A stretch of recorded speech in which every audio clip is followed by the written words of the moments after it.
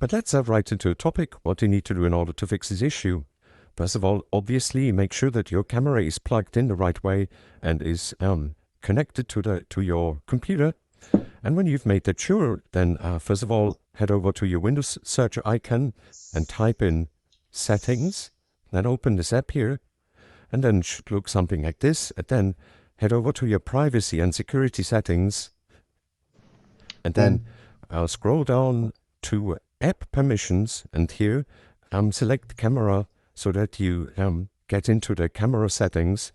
And then first of all, make sure to turn this camera access setting here on, if it isn't already, and then let apps access your camera.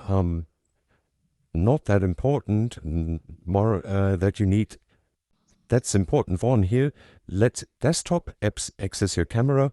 Make sure that this is turned on. That's the setting that just allows Discord to use your camera.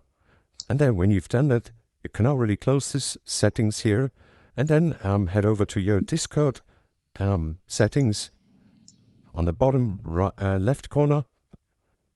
And then I'll scroll down until you see the advanced settings here in the app settings.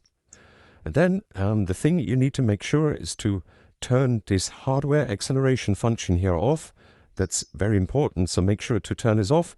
After you turn this off, Discord just needs to restart itself, but that's then already it. Yeah, really hope this helped you guys. If you've got any questions, just let me know in the comment section below. Then I'll write you back as soon as possible, and we will surely find a solution. But that's it. Thanks so much for watching. I wish you a wonderful day. See you in the next video. Bye.